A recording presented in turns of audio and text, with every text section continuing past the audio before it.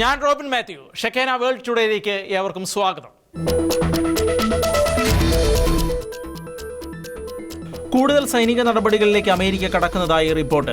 ശനിയാഴ്ച മുതൽ വൻതോതിൽ യുഎസിന്റെ സൈനിക വിമാനങ്ങൾ ബ്രിട്ടനിൽ ലാൻഡ് ചെയ്തതായി രാജ്യാന്തര മാധ്യമങ്ങൾ റിപ്പോർട്ട് ചെയ്തു. 14 C-17 ഗ്ലോബ് മാസ്റ്റർ 3 കാർഗോ ജെറ്റുകളും 2 സായുധ AC-130J ഗോസ്റ്റ് റൈഡർ ഗൺഷിപ്പുകളും ബ്രിട്ടനിലെ വിവിധ സൈനിക കേന്ദ്രങ്ങളിൽ ഇറങ്ങിയതായാണ് റിപ്പോർട്ട്.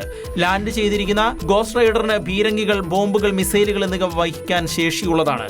ഗ്ലോബ് മാസ്റ്ററിൽ എത്തിച്ചതായി കരുതുന്ന 5 MH-60M ബ്ലാക്ക് ഹോക്ക് ഹെലികോപ്റ്ററുകളും ഒരു MH-47G ചിനൂക്കും ബ്രിട്ടീഷ് ഹാങ്കറുകളിൽ എത്തിച്ചതായും റിപ്പോർട്ടുകൾ പറയുന്നു. UK പ്രധാന പ്രതിരോധ സുരക്ഷാ പങ്കാളിയാണ് US. ബുധനാഴ്ച വടക്കൻ അറ്റ്ലാന്റിക് സമുദ്രത്തിൽ വെച്ച് റഷ്യൻ പതാകയുള്ള എണ്ണ ടാങ്കർ മരിനീര പിടിച്ചെടുക്കാൻ വേണ്ടിയായിരുന്നു സൈനിക സജ്ജീകരണം നടത്തിയതെന്നും സൂചനയുണ്ട്. NATO status of force agreement, visiting force act തുടങ്ങിയ നിരവധി ദേശീയ രാജ്യാന്തര കരാറുകൾക്ക് കീഴിലാണ് UKയിൽ USന്റെ സൈനിക താവളങ്ങൾ പ്രവർത്തിക്കുന്നത്. ഇറാനിലെ സർക്കാർ വിരുദ്ധ പ്രക്ഷോഭകരെ ഭരണകൂടം അടിച്ചമർത്താൻ തുനിഞ്ഞാൽ നേരിട്ട് ഇടപെടുമെന്ന് ട്രംപ് ദിവസങ്ങൾക്ക് മുൻപ് മുന്നറിയിപ്പ് നൽകിയിരുന്നു. അതേസമയം വെനസ്വേലയ്ക്ക് നേരെയുള്ള US ഓപ്പറേഷന് പിന്നാലെ കൊളംബിയയ്ക്കും മെക്സിക്കോയ്ക്കുമെതിരെയും US ഭീഷണി നിലനിൽക്കുന്നുണ്ട്. Greenland പിടിച്ചെടുക്കുമെന്നും Trump ഭീഷണിപ്പെടുത്തിയിരുന്നു.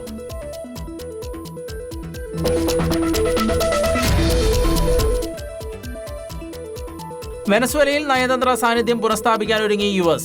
ഈ ആഴ്ച തന്നെ തലസ്ഥാനമായ കാരക്കാസിൽ എംബസിയുടെ പ്രവർത്തനം പുനരാരംഭിക്കാനാണ് നീക്കം. US-ൽ നിന്നുള്ള നയതന്ത്ര സംഘം ഉടൻ വെനസ്വേലയിൽ എത്തുമെന്നാണ് സൂചന. എയർഫോഴ്സ് വണ്ണിലെ യാത്രയ്ക്കിടെ മാധ്യമപ്രവർത്തകർ എംബസി വീണ്ടും തുറക്കാനുള്ള സാധ്യതയെക്കുറിച്ച് ട്രംപിനോട് ചോദിച്ചിരുന്നു. ഞങ്ങൾ അതിനെക്കുറിച്ച് ചിന്തിക്കുകയാണ് എന്നായിരുന്നു ട്രംപ് പറഞ്ഞത്.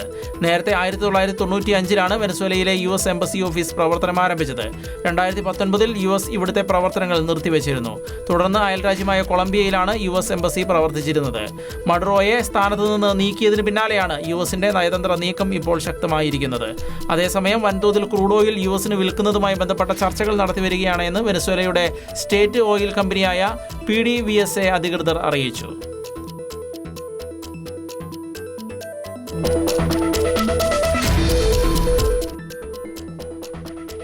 ഉപരോധം മൂലം കെട്ടിക്കിടക്കുന്ന 3 മുതൽ 5 കോടി ബാരൽ എണ്ണ വെനസ്വേലയിലെ ഇടക്കാല സർക്കാർ US-ന് കൈമാറുമെന്ന് US പ്രസിഡന്റ് ഡൊണാൾഡ് ട്രംപ് പറഞ്ഞു. കപ്പലിലെ എണ്ണ US-ന്റെ തുറമുഖത്ത് എത്തും. വിപണി വിലയ്ക്ക് വിൽക്കും. പണം ഞാൻ നേരിട്ട് നിയന്ത്രിക്കും.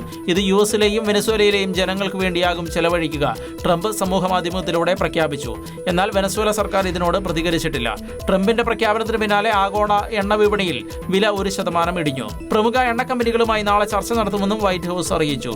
എക്സോൺ, ഷെവറൻ, കൊണോക്കോഫിലെക്സ് തുടങ്ങിയ US ഭീമന്മാരുടെ പ്രതിനിധികൾ പങ്കെടുക്കുമെന്നാണ് സൂചന. അതിനിടെ ചൈനയിലേക്ക് പുറപ്പെട്ട എണ്ണക്കപ്പലുകൾ തിരിച്ചുവിടാൻ US വെനസ്വേലയോട് ആവശ്യപ്പെട്ട സംഭവത്തിൽ ചൈന ശക്തമായി പ്രതിഷേധിച്ചു. US നടപടി രാജ്യാന്തര നിയമലംഘനമാണ് എന്നും ചൂണ്ടിക്കാട്ടി.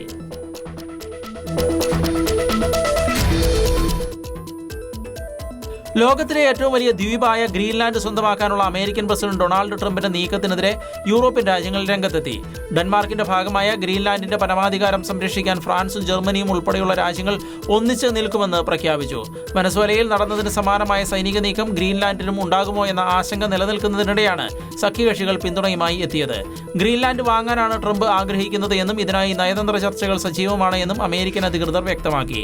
ആർട്ടിക് മേഖലയിൽ ചൈനയുടെയും റഷ്യയുടെയും സ്വാധീനം കുറയ്ക്കാൻ ഗ്രീൻലാൻഡ് കൈവശപ്പെടുത്തുന്നത് ഗുണകരമാകുമെന്നാണ് ട്രംപ് ഭരണകൂടത്തിന്റെ വിലയിരുത്തൽ. എന്നാൽ ഗ്രീൻലാൻഡ് അവിടുത്തെ ജനങ്ങളുടേതാണ് എന്നും അന്താരാഷ്ട്ര നിയമങ്ങൾ ലംഘിച്ചുള്ള ഒരു നീക്കവും അനുവദിക്കില്ല എന്നും യൂറോപ്യൻ യൂണിയൻ മുന്നറിയിപ്പ് നൽകി. അമേരിക്ക ബലം പ്രയോഗിക്കാൻ ശ്രമിച്ചാൽ നാറ്റോ സഖ്യവുമായുള്ള വർഷങ്ങളായുള്ള ബന്ധം അവസാനിപ്പിക്കുമെന്ന് ഡെൻമാർക്ക് മുന്നറിയിപ്പ് നൽകിയിട്ടുണ്ട്. സമാധാനപരമായ ചർച്ചകളിലൂടെ പ്രശ്നം പരിഹരിക്കണമെന്നാണ് ഡെൻമാർക്കിന്റെയും ഗ്രീൻലാൻഡിന്റെയും ആവശ്യം. അടുത്തയാഴ്ച അമേരിക്കൻ പ്രതിനിധികളുമായി നടത്തുന്ന കൂടിക്കാഴ്ചയിൽ ഈ വിഷയം ഗൗരവമായി ചർച്ച ചെയ്യാനാണ് യൂറോപ്യൻ രാജ്യങ്ങളുടെ തീരുമാനം.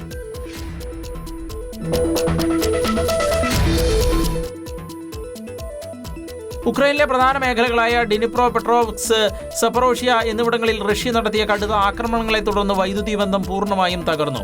ഊർജ്ജ നിലയങ്ങൾക്ക് നേരെയുണ്ടായ സ്ഫോടനങ്ങൾ മൂലം ഈ പ്രദേശങ്ങൾ ഇപ്പോൾ ഇരുട്ടിലാണ്. വൈദ്യുതി നിലച്ചതോടെ കുടിവെള്ള വിതരണവും ഇന്റർനെറ്റ് സേവനങ്ങളും തടസ്സപ്പെട്ടതായി ഉക്രൈൻ ഊർജ്ജ മന്ത്രാലയം അറിയിച്ചു. കടുത്ത മഞ്ഞുകാലത്ത് ജനജീവിതം ദുസ്സഹമാക്കാൻ ലക്ഷ്യമിട്ടാണ് റഷ്യ ഇത്തരം ആക്രമണങ്ങൾ നടത്തുന്നതെന്ന് അധികൃതർ കുറ്റപ്പെടുത്തി. നിലവിൽ ജനറേറ്ററുകൾ ഉപയോഗിച്ചാണ് ആശുപത്രികളും മറ്റ് അത്യാവശ്യ സേവനങ്ങളും പ്രവർത്തിക്കുന്നത്. തകരാറുകൾ പരിഹരിച്ച് വൈദ്യുതി തിരികെ കൊണ്ടുവരാൻ ജീവനക്കാർ കഠിനമായി പരിശ്രമിക്കുന്നുണ്ടെങ്കിലും മോശം കാലാവസ്ഥ തിരിച്ചടിയാകുന്നുണ്ട് എന്നാണ് റിപ്പോർട്ടുകൾ. ആക്രമണത്തെ തുടർന്ന് സ്കൂളുകൾക്ക് ജനുവരി 9 വരെ അവധി നീട്ടിയിരിക്കുകയാണ്. ജനങ്ങൾക്ക് വെളിച്ചവും ചൂടും ഉറപ്പാക്കാൻ സാധ്യമായ എല്ലാ വഴികളും നോക്കുന്നുണ്ട് എന്ന് പ്രധാനമന്ത്രി അറിയിച്ചു. യുദ്ധം 4ാം വർഷത്തിലേക്ക് കടക്കുമ്പോഴും റഷ്യൻ മിസൈലുകൾ രാജ്യത്തെ ഊർജ്ജ മേഖലയെ നിരന്തരം ലക്ഷ്യം വയ്ക്കുന്നത് വലിയ പ്രതിസന്ധിയാണ് ഉണ്ടാക്കുന്നത്.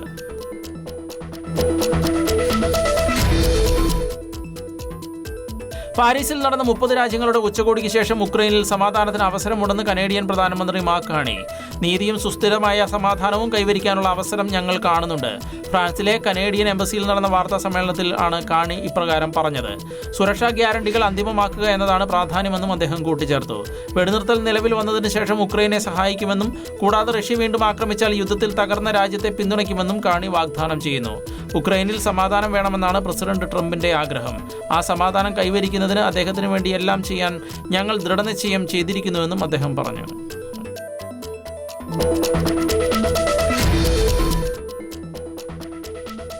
ഗാസ സമാധാന കരാറിന്റെ 2ാം ഘട്ടം ആരംഭിക്കാൻ പദ്ധതിയിട്ട് US. ഹമാസ് ആയുധം വെടിയണമെന്നും ഗാസ പുനർനിർമ്മാണം ആരംഭിക്കാനും ഗാസയിൽ യുദ്ധാനന്തര ഭരണം സ്ഥാപിക്കാനുമാണ് സമാധാനത്തിന്റെ 2ാം ഘട്ടത്തിൽ ലക്ഷ്യമിടുന്നതെന്നും US പ്രസിഡന്റ് ഡൊണാൾഡ് ട്രംപ് പറഞ്ഞു. ഗാസ സമാധാന പദ്ധതിയുടെ 2ാം ഘട്ടത്തിൽ ഒരു നിബന്ധനയും വയ്ക്കാൻ തയ്യാറല്ലെന്ന് പ്രധാനമന്ത്രി ബെഞ്ചമിൻ നെതന്യാഹുവിനോട് US പ്രസിഡന്റ് ഡൊണാൾഡ് ട്രംപിന്റെ ഭരണകൂടം കഴിഞ്ഞ ദിവസം അറിയിച്ചിരുന്നു. കൊല്ലപ്പെട്ട അവസാന ബന്ദിയെയും തിരികെ കൊണ്ടുവരാനും ഹമാസിനെ നിരായുധീകരിക്കാനും തങ്ങൾ പ്രതിജ്ഞാബദ്ധരാണ് എന്നും അദ്ദേഹം അറിയിച്ചു. മിഡിൽ ഈസ്റ്റ് മധ്യസ്ഥരായ ഈജിപ്ത്, ഖത്തർ, തുർക്കി എന്നിവരുമായി US ചർച്ചകൾ നടത്തിവരികയാണ്. ഹമാസ് ക്രമേണ നിരായുധീകരണ പദ്ധതിക്ക് സമ്മതിക്കുമെന്ന് അവർ വാഷിംഗ്ടണ് ഉറപ്പു നൽകിയിട്ടുണ്ട്. വരും ആഴ്ചകളിൽ പദ്ധതി നടപ്പിലാക്കുക എന്നാണ് ലക്ഷ്യമെന്ന് അവർ പറഞ്ഞു. കഴിഞ്ഞ ആഴ്ച ഫ്ലോറിഡയിലെ പ്രസിഡന്റിന്റെ മാർ-എ-ലാഗോ റിസോർട്ടിൽ നടന്ന കൂടിക്കാഴ്ചയിൽ വെടിനിർത്തൽ കരാറിന്റെ 2ാം ഘട്ടത്തിലേക്ക് കടക്കാൻ ആഗ്രഹിക്കുന്നതായി ട്രംപ് നെതന്യാഹുവിനോട് അറിയിച്ചിരുന്നു. പ്രധാനമന്ത്രി ആശങ്കകൾ ഉന്നയിച്ചെങ്കിലും ഇസ്രായേൽ ഈ ശ്രമവുമായി സഹകരിക്കുമെന്ന് പറഞ്ഞതായി US ഉദ്യോഗസ്ഥർ പറഞ്ഞു.